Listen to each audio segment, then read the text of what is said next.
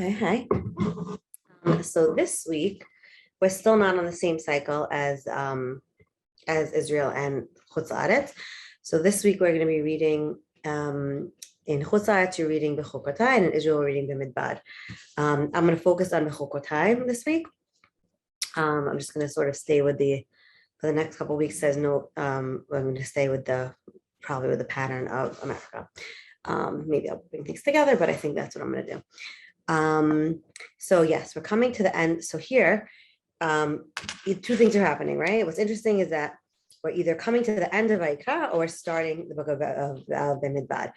And it's interesting because both those books, Shemot and both those books, Vayikra and Bamidbar, stem out of the conclusion of Shemot, where God's presence comes into the Mishkan. And the reason I'm bringing this up now is because it's it's sort of at the point here now where we're merging those two ideas. We're transitioning between those two ideas of the two different books, and we came to the point. Feel free to listen to it. I spoke about it in the previous class with Shemot, but we got to the point where it was post Chet HaEgel. We recovered the relationship. We finished the Mishkan, and now we're at this place of, instead of Vayikra talking about how to live with this Mishkan and what that means, and then Bamidbar is traveling with it and that relationship, the movement of that relationship as well. Excuse me.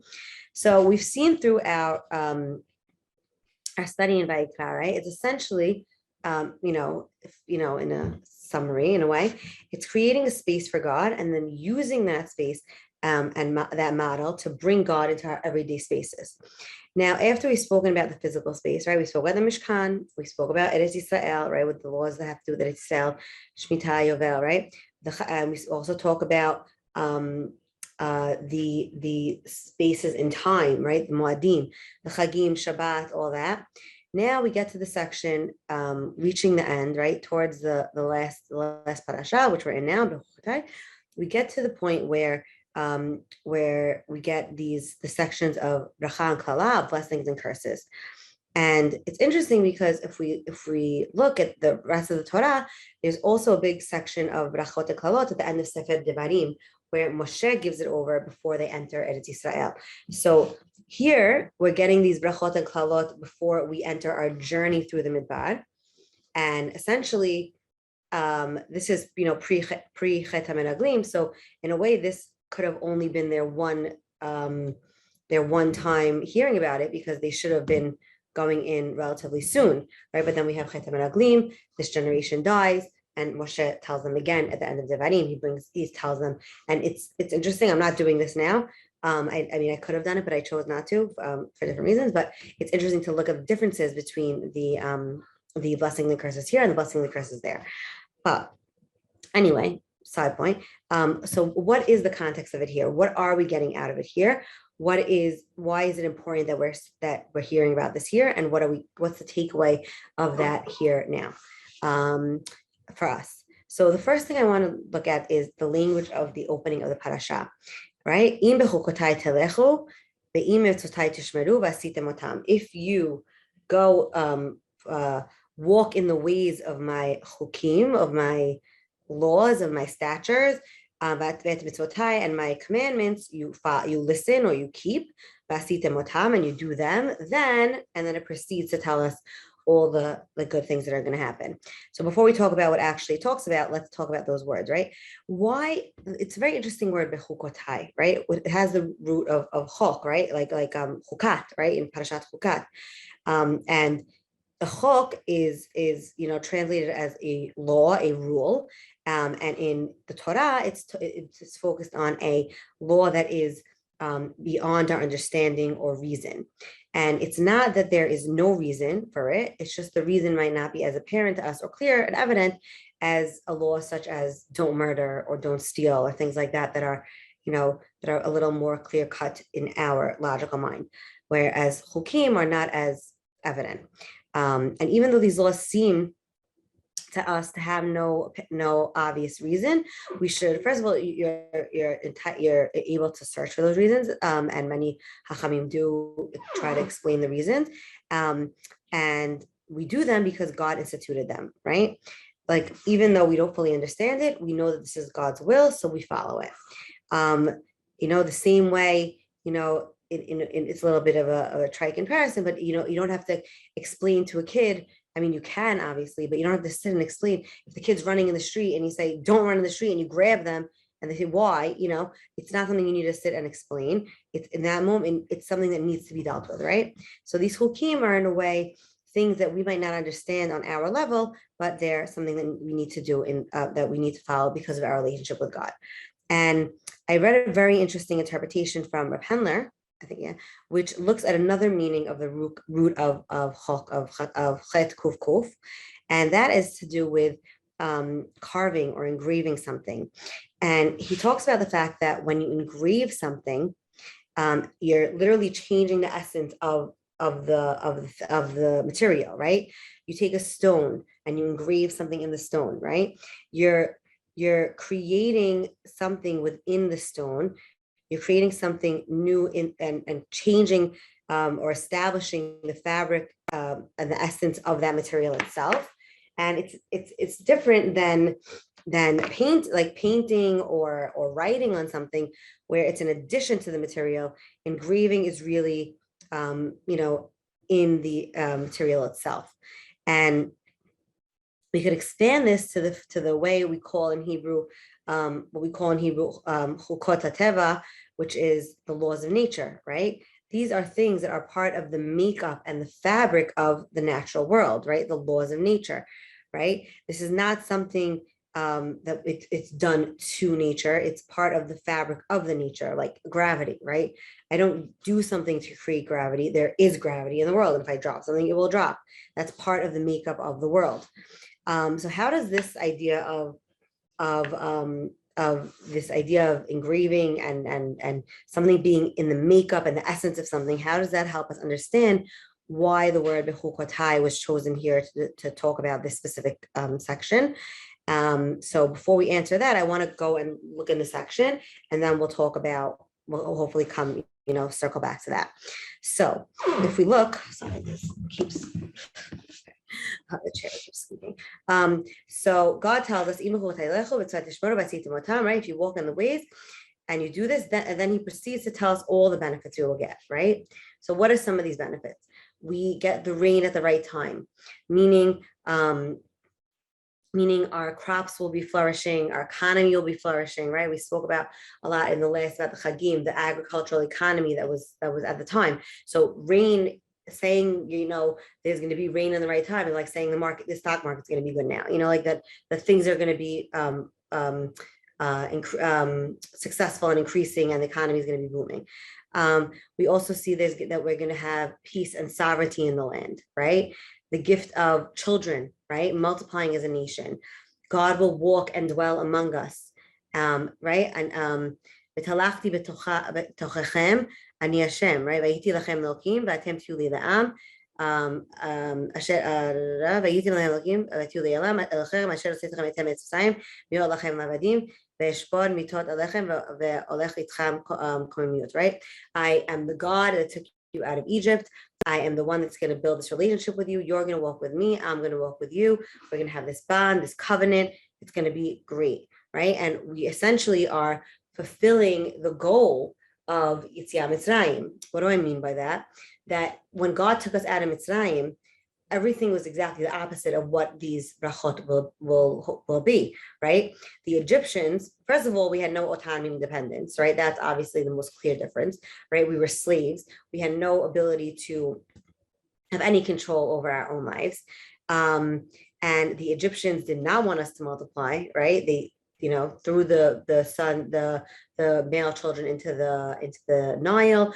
They worked the people, to the point of, not hoping that they'll have no energy or drive or want to reproduce and continue the nation. And the Midrash the Midrash talks about that the time in Mitzrayim, we were at such a low spiritual level that if God didn't take us out at the time, we would have been lost there forever, meaning that our whole moral compass would have been so degraded and so lower to a point that we would be on the level of Egyptians in, such lack of morals and compassion and ethics. So when God took us out, he saved us from that. So these blessings are basically saying it's the exact opposite. You're going to have the autonomy that you didn't have. You're going to have the children and the building of the nation that you weren't able to have.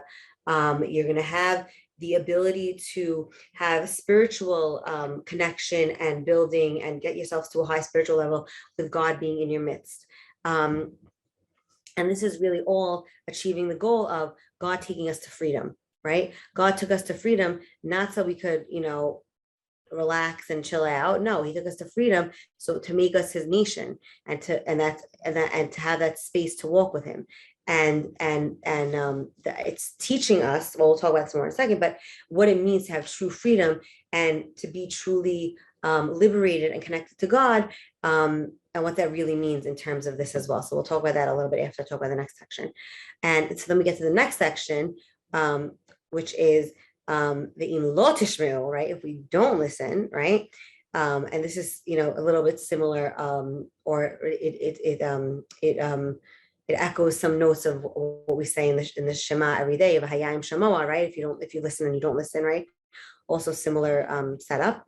So ve'im lo tishmeu li ve'lo tasu et kol mitzvot ha'eleh ve'im Behoukotai tim'asu, right? If you don't listen to me and you get disgusted and you don't want to do my laws,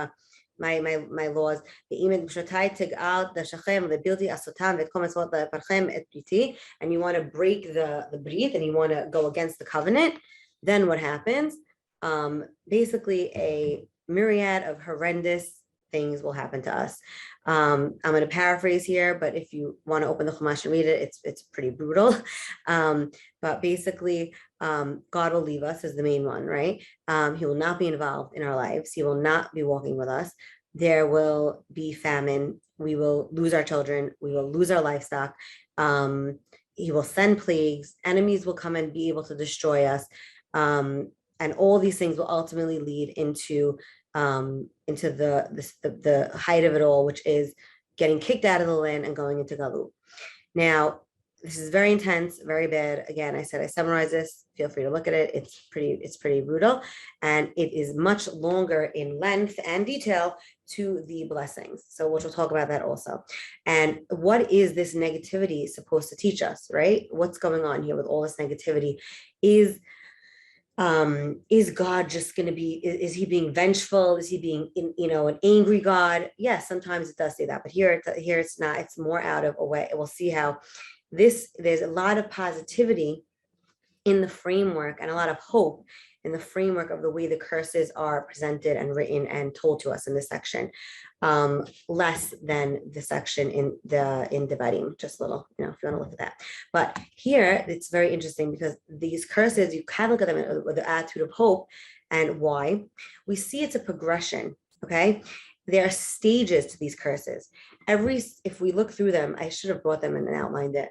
Sorry, I didn't. But if you want to open it, it's every couple of curses, it basically they get worse and worse. And it says in the, it's to the effect of in different ways. It says the effect of, if you don't listen and change your ways after I do this, then this and this will happen. And if this and this happens and you still don't change your ways, then this and this and this will happen. And even more so. So there's levels and build up to all the curses. So meaning there is a point where we as a people could control this and stop it. Even if it's getting bad, we can make it not get worse if we repent, and it's essentially subtly showing us the gift of tshuva in the way the curses are lined up, because we're not stuck. It's not like, oh, once God decides to give us the curses, that's it, we're done, there's no hope. No, there are levels of these curses. There is ability for us to redeem ourselves and get out of that cycle of bad, right, of evil. And basically, in a way, we have to look at this as the curses are not a goal. This is not what God wants to do to punish us. They're not a punishment. Well, they are a punishment, but it's not. Its sole goal is not a punishment. Its goal is to wake us up and be a wake-up call and open our eyes to examine what's going on and change our ways. Now, what do I mean by that? There are two ways to look at things when things aren't going well in one's life, right? So on the one side, one can take the victim mentality, right? And they could blame the circumstances. They could say, they could be the circumstances or the people around them, right? My job is so bad because my boss is terrible and doesn't treat me right. And it's not about the fact that I'm not doing work or whatever, right? It might, or okay, I grew up in a family that I didn't have a lot of money, so I wasn't able to, have certain luxuries or have things easy. So I had to do this and this and that, right? You could always blame your circumstances. The other side is it's much harder to look within yourself and try to see how can I change a situation? What patterns and what behaviors am I participating in, or am I used to doing that is hurting me, right? That is hurting me. And, and this, and how can I stop that so that this doesn't continue, right? And this is usually the much harder path because it causes us to have to initiate change, right? Even if things aren't going our way, and even if life isn't ideal, a lot of times there's comfort in knowing what the situation is, right? There's comfort in knowing that even if it's a bad situation, and even if this job is bad, it's my bad job, and I know what to expect, right? It's scarier than saying I'm going to get out of this bad situation and to the unknown and a situation where I don't know how it could play out. It could be really amazing. Yes, maybe it could, but it also could be really bad. And that unknown is very scary. And that ability to initiate change is very scary. And us as humans, we like equilibrium. We like familiarity. So that break in equilibrium to say, I know that this is not working, and I'm going to change it is a two-step process that is very, very hard for a lot of people to do, understandably so, because this isn't working is in a way the easy part, right? People could realize when things, well, not everyone, but most people could realize when things aren't working. But to say, okay, it's not working and I'm going to change is much, much harder than saying it's not working because so-and-so did this and so-and-so did that and blah, blah, blah, right? And blaming everything, all the circumstances and situations around you. So it forces us, the way these kalot are written, it forces us to really, or the goal is that we look inside and say, okay, all these things are happening. Why? What can I do? Right. And the goal is obviously to say, I need to correct my ways and get back to God and to change the situation. And don't get me wrong, there are situations in life that are horrible and really objectively not good situations, and there's not much you could do about it. But even in those situations, which we obviously don't want to be in, a situation that's bad and I really have no control over, and it's a really bad situation, I still have the choice to react to that situation in a way that can lead to the most beneficial outcome. That doesn't mean it's going to all end butterflies and roses, but it could be more beneficial than something else, right? On a very, I don't know, simple or basic example, it just reminds me of, well, now things are, thank God, relatively normal, but the past 2 years we had way too many to count times we were in quarantine with my kids, and quarantine here in Israel is very strict. They literally well, not so much anymore, but in the beginning it was like you couldn't leave your house. And I remember the first couple of times it was like so overwhelming and so scary and like not scary in the terms of like fear, just like, how am I going to deal with this? This is crazy. We can't go anywhere. We can't do anything. And different points and the different biduds and the different quarantines, when I chose to say, okay, I'm gonna deal with it this way. I'm gonna make sure that that I'm organized and that the kids have activities and that I'm stimulating them in X, Y, and Z way. And I it would be harder. I would have to sit after being with them all day, plan and say, okay, what's the schedule for tomorrow and what am I going to do with them? And it was definitely not easy. But when I put the energy in and I did that, it came out much better than when I just said, oh, I can't deal with this. It's too hard. The stupid government. I can't believe I'm doing this again. And then the next day would be much harder than not. So in a very basic example, but that's sort of what I'm saying is, even a situation you can't control, there's ways that you can make it better or worse for yourself and those around you.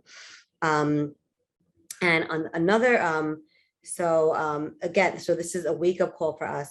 And as we ignore the message, it gets worse and worse. And I like to think of it in a way, from a parenting or teaching perspective, right?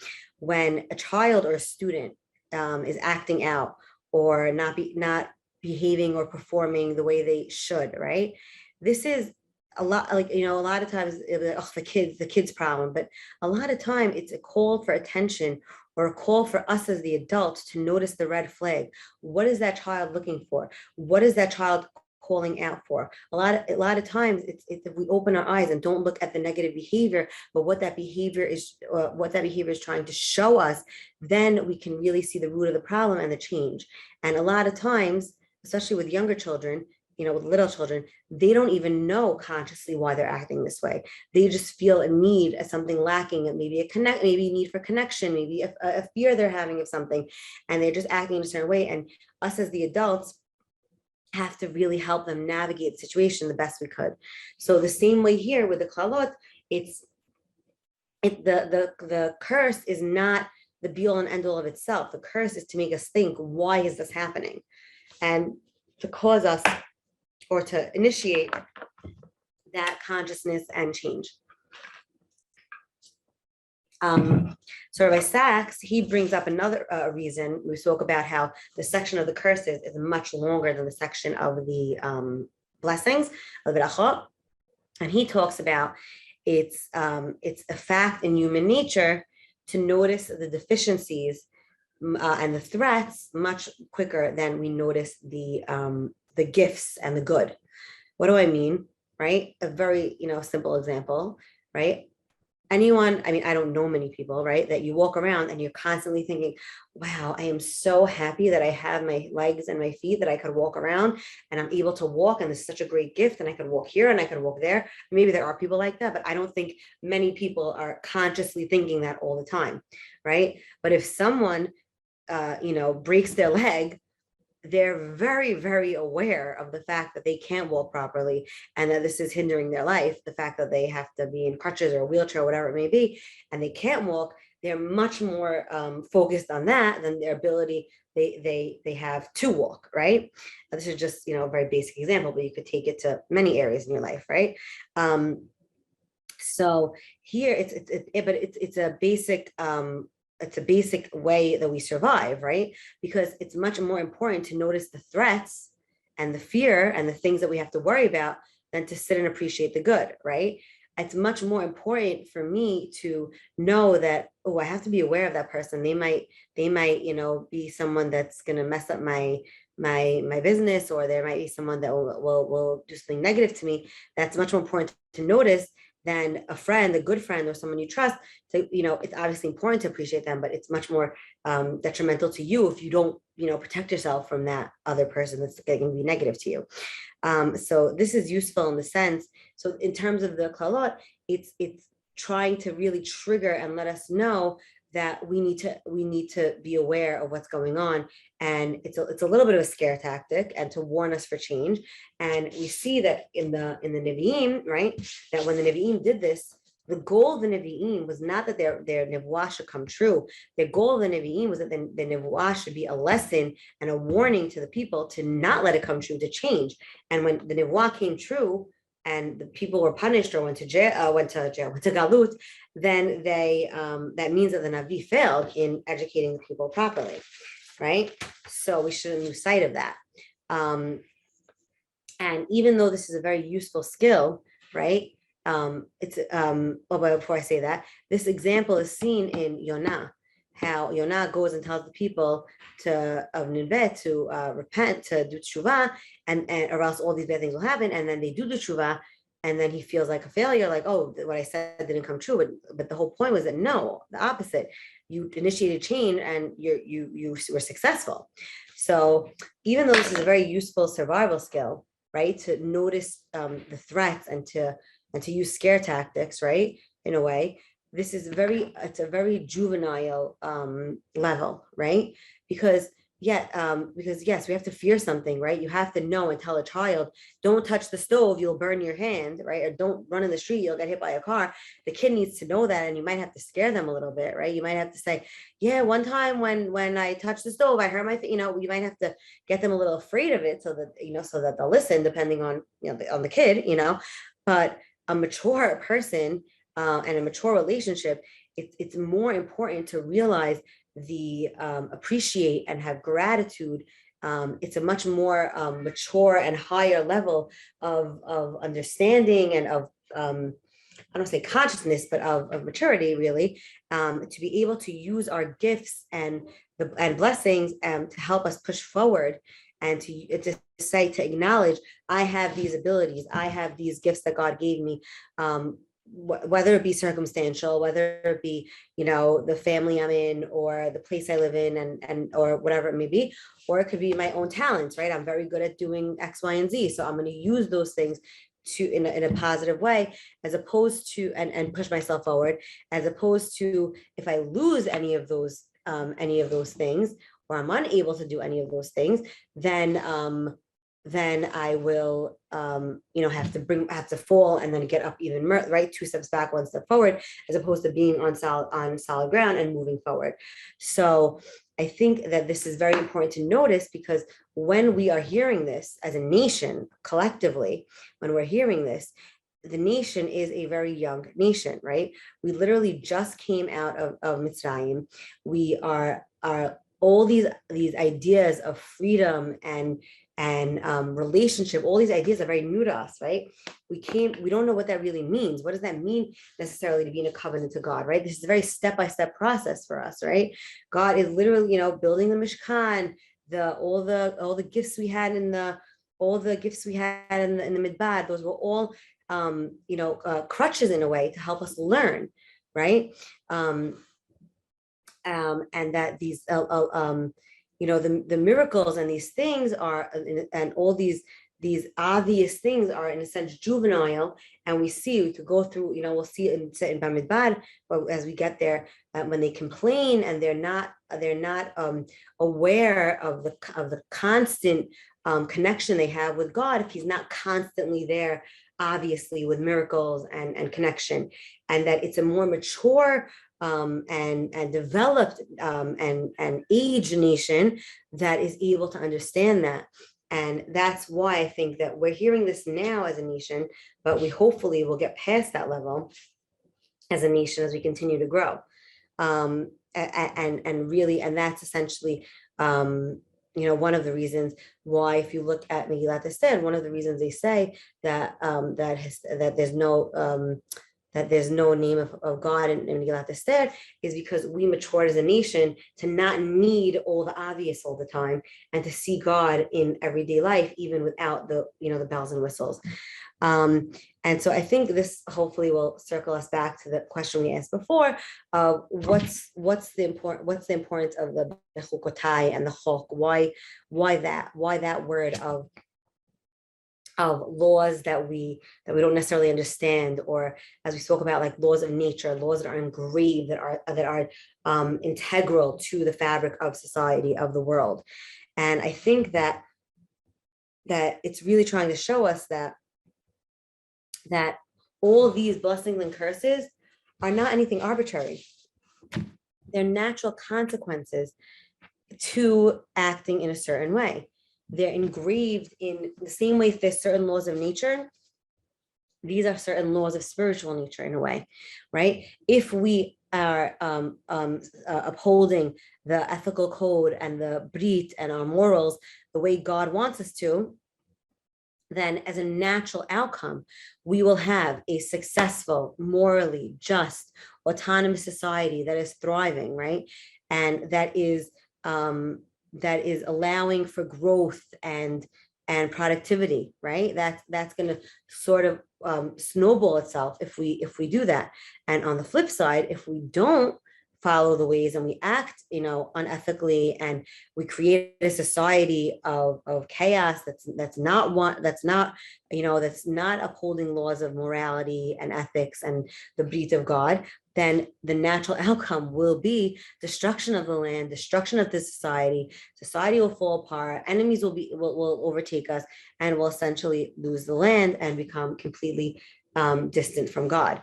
So what's interesting is that this ends with this is sort of God showing us that we have this ability, that we have this control over the outcome of our life, in a way, is that if we choose to live one way, we're not victims, right? We can create the cycle that we choose as a nation. And the section ends on a very hopeful note, that even though after all the things of despair, he talks about, God says,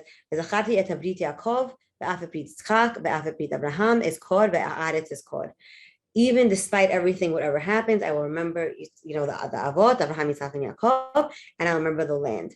That no matter what, no matter how bad things get, no matter how entrenched in Galut we get, and how daunting it seems, the road might be long, and the road might be very, very hard, as we know in Jewish history, right? Many times in Jewish history where there was terrible things, and it's a long and still continuing to be, a very challenging road. The God will never forsaken us as a nation, right? And this is what Mordechai tells Esther, right? He says, he said, no matter what you do as an individual, there will always be salvation for the Jews as a whole, right? Unfortunately, individuals might not make it, right? If you don't step up and be part of the nation and do what you need to do and identify and act as a proper Yehudi, as a proper Israel, then you might not be involved in this positive outcome. But as a nation, as a whole, the Brit and the Avot and the connection and the importance of the land, that will always prevail. And God is not like us. God is not bound by time. So it might be very, very long, but it will prevail. So that's a very positive way, that the positive and I think empowering way that this ends, with the ability to say that hope will never be fully lost, no matter how bad it seems. And so here we're ending the book of Vayikra, right? And we spoke so much about creating and building the space to have a relationship with God. And now we're told how this will play out in the long run, if we do or if we don't, in Eretz Yisrael or not. And it will be a lot of responsibility, and it will not be easy, but it's not something to take lightly, and it's not something to take for granted.